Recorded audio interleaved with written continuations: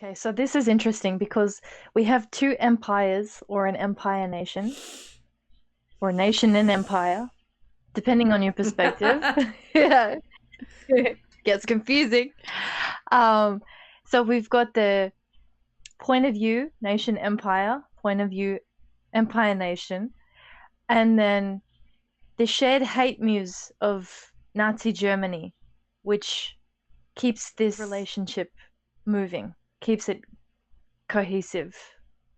So this would explain it because there's no rationality there. Therefore, people can run this mechanism with the amnesia of understanding the beginning of it because it's not a rational mechanism, it's an emotional mechanism. It's very much an emotional mechanism. And you called it a hate muse. Nazis. Yeah, I've gone back to empire, nation, empire. That hate muse, very, very powerful. Yeah. They hate Hitler. So Germany mutually. Yeah. It's the hate. Yeah. So that in this particular example, Germany is the hate muse of the Soviets and the Americans. Right. Well, I think particularly the Nazis. So, I mean, the Russians are in Ukraine now saying they're fighting Nazis. The Americans are in whatever we're doing exactly through NATO, fighting the Russians so they don't become Hitler-like, right? It's like the hate muse, this negative desired object is the same for both of them, which everybody's been very, very confused about, right? It's like, wait, are we fighting Nazis? Wait, we're all fighting Nazis. Yes. Because the Nazis drive this particular twinning. It makes sense because the Third World were not involved. The Third World became the Third World because they were non-aligned with both Soviet and America, the Soviet side and the American side. And for the most part, from my memory, the Third World or the non-aligned nations had nothing to do with that particular conflict. So they have their own hate muses that drive their own particular twinning.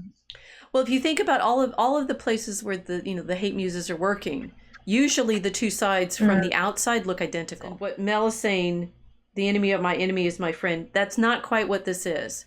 This is something else. You've got the friend, enemy, and new friend, and recognizing that certainly World War I is incomprehensible to most people to look at it now, because why would they fight? The Germans and the English were nearly identical in the First World War. The French, right? They all look like, classically educated Christian young men fighting, courageously against what? Right? It's like, what were they fighting against? Sauron. Okay. Let's go to the next one.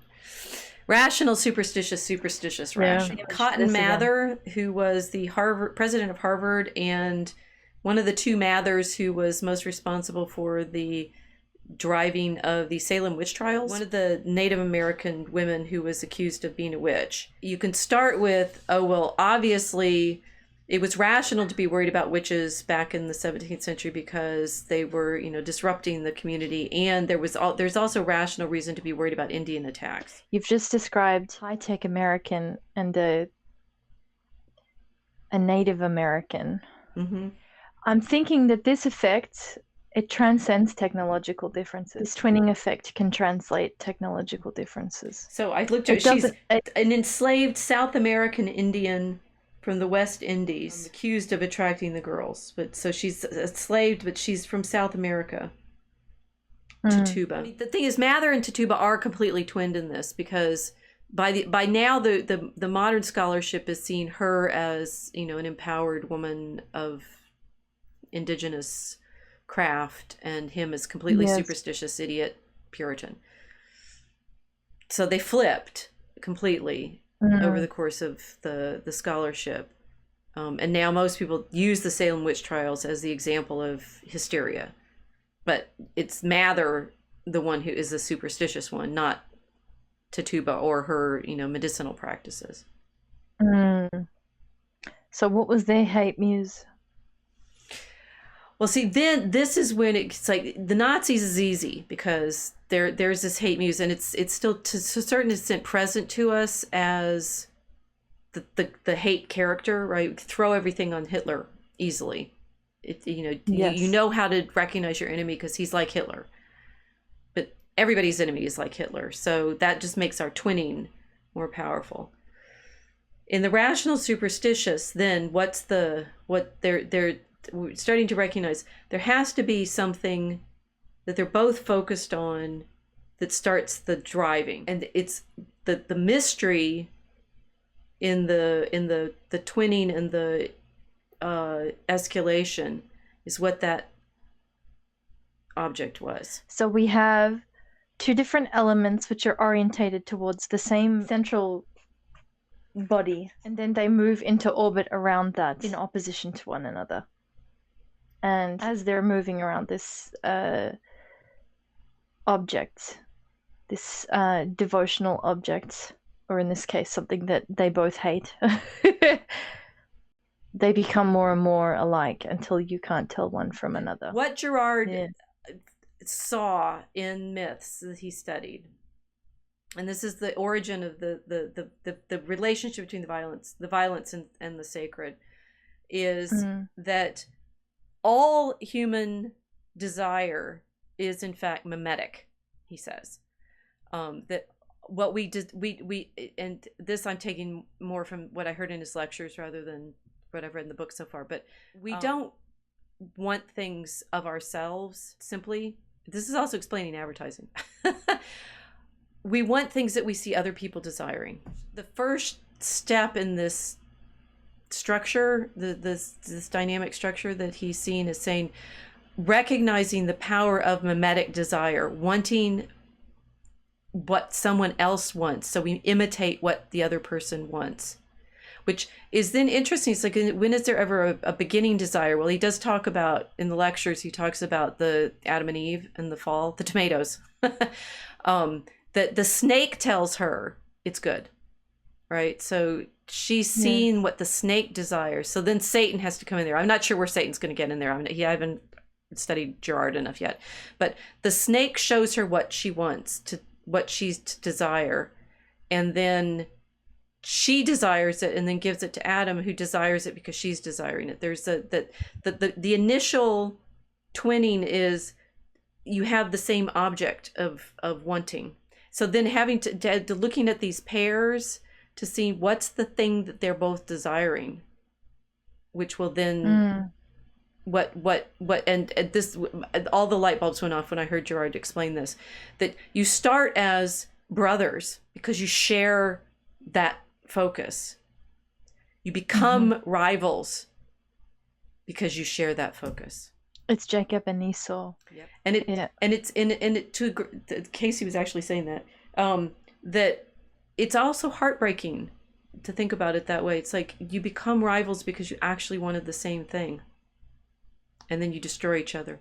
There we go. Human history. There's more. He went further than that, but that was his first step, recognizing that we end up in rivalries because there was a very sort of plain way he said it, and I started thinking about, oh wow.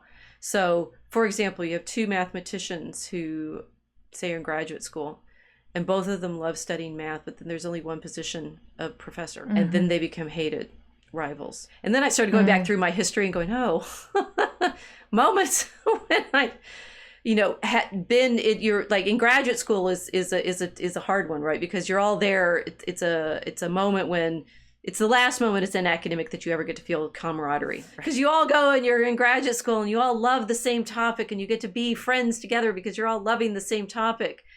And then the rivalry kicks in, and it's incredibly difficult because you want the same thing and there's only one of it, right? That particular teaching position or that particular accolade, or it's like the actual desire and love for the same thing. I mean, it also, it feels like all romantic triangles, right? The two men love the same woman, and at first they're friends because they honor. You can see it out there on the internet constantly, right? We're all going to be fans. Oh no, I'm the best fan. Never more bitter than that moment. You become rivals over the love that you have for the beloved. I'm just thinking this is the entire history of the Israelites. Oh, yes. It's a transformation of a group of people who start to take on the identity of a totem that represents that group. This is the Polynesian tattooing. So we have like a particular tribe that has a particular set of markings. They'll have a tribal totem. And then because they're all thinking about this particular totem that represents the ideal, that's the thing that everybody's desiring to take on the traits of this particular totem. They all mark their bodies in this particular way until everyone in the tribe has the same markings.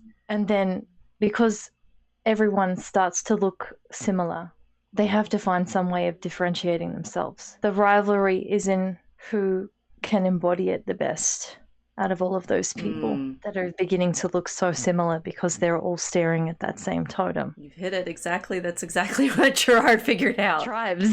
Well, but yeah, I get that. The actual rivalries come from sameness, not difference. And that we always tell things about, he's like, oh, they're fighting because they're so different. It's like, actually, no, they're fighting because they're so much alike, as you just said, and they needed something to differentiate themselves. Because this is like the ancient way of manifesting it, because everyone had that shared aesthetic, and everybody's going back into it as well. With body modification, everyone's having tattoos and piercing and everything. The visual, the aesthetics of the face, it's all becoming very tribal and very same. What Gerard is pointing to is things had gotten too same, right? There was a need for differentiation, and the crisis comes. Now the scapegoat comes when you need something to like pile all of this on. I think you can feel the crisis happening weirdly enough, to a certain extent, everything, it was becoming very much same. Right, you and I have been talking about this. It's like all in the internet. We're all becoming exactly the same, and that creates this just intolerable need for differentiation. Well, we've had 80 years of compulsory schooling in the West, and then that's an industrial schooling model which produces sameness for industry, because that's how it was. That's how it was developed. It was developed under the Prussian model, the Schule, which was a military blueprint transposed over the education for German factory excellence. There's social engineering that we've all been dealing with in the background that we're not conscious of, because just like the masks, we've always done that. We've always sent our children to school to become just like everyone else's kids so they can fit into the same cubicle. So the sameness is there, right? Yes. So this makes sense to me now, because everyone's been behaving like Germans for 80 years in the Schule model, and then losing their microclimates, which would create little duchy cultures. So we've already been working with the kind of imperial model of doing things. And then we've lost the third world to turn to, because the third world has started to industrialize. So now we don't even have that first world, second world, third world contrast. We're losing that as a kind of mechanism of polarity, where, it's sort of blending, and then and everyone says, right, crisis, because everyone was getting too same. It makes perfect sense. The tribe needed to have a big contest of rivalry in order to decide who was different. This is why I love talking about this stuff with you. Yes, I think that's exactly it. Isn't that amazing? It's so cool and also really terrifying. Yes, Gerard's super duper terrifying insight into human civilization. At the back of all of our mythologies is a collective murder, which then is forgotten by the crowd. The scapegoat is blamed. The victim is made guilty, right? We talked about the sin chicken a while ago, right? You throw all your sins on the scapegoat, the sin chicken. It's completely guilty, right? But somehow that collective murder resolves the crisis, and you can have peace again. So this happened in the Exodus with the Hebrews when Moses was negotiating the Exodus out of Egypt. And then we have the first Passover when the angel of death comes through and kills the firstborn. So that's a foundational myth which is based in mass killing. And that was the only way to differentiate Hebrew and Egyptian, because up until that point, there was no way. And then the Lord said to Moses, and he told everyone, you kill the lamb and you put the blood on the lintel, and then I will know who is who, Hebrew or Egyptian. It's Pasha. It all goes back to Pasha. We're in Egypt.